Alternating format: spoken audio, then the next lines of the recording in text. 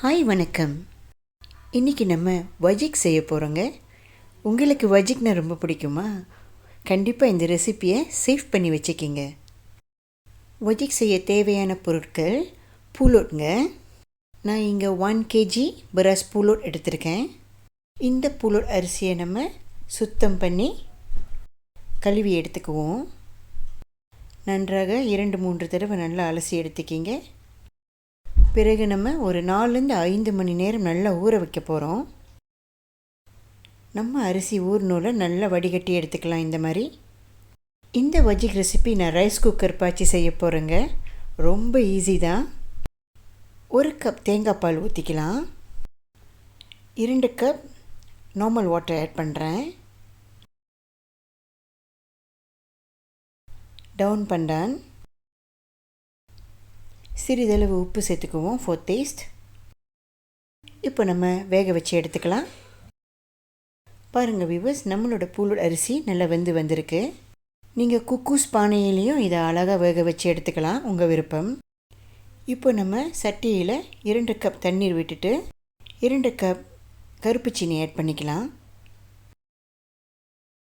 1 cup normal sugar add பண்ணிக்குவோம். சிறிதளவு உப்பு. நல்லா கொதிக்க விடுங்க. இப்போ நான் இங்கே 1 கப் தேங்காய் பால் ஆட் பண்ணுறேன். டவுன் பண்ணன் போட்டுக்குவோம். நல்லா கொதிக்க வச்சு இந்த மாதிரி எடுத்துக்கலாம். சீனிலாம் நல்லா கரைஞ்சோல நம்ம வடிகட்டி எடுத்துக்கலாம்.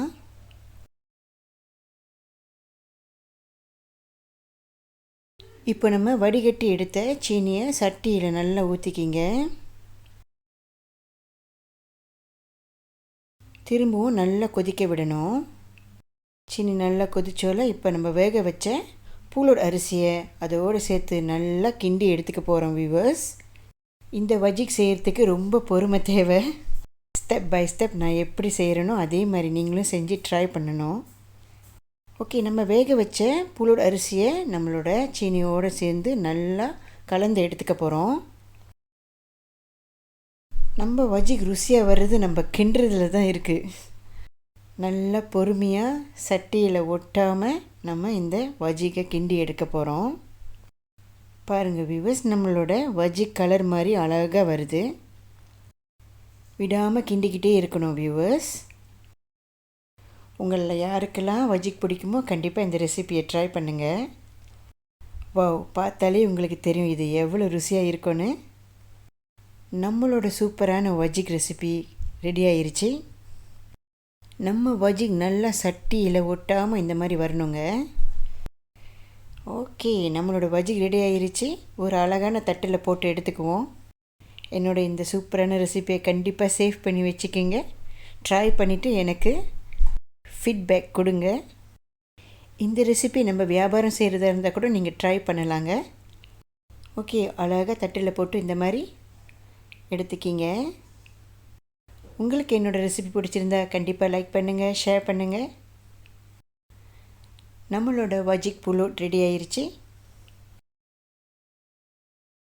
நல்லா ஆற வச்சு எடுத்துக்கலாம். வாவ், சூப்பரான வஜிக் பூலோட் ரெடி ஆயிருச்சுங்க. மீண்டும் உங்களெல்லாம் நெக்ஸ்ட் ரெசிபியில் பார்க்குறேன். பாய்.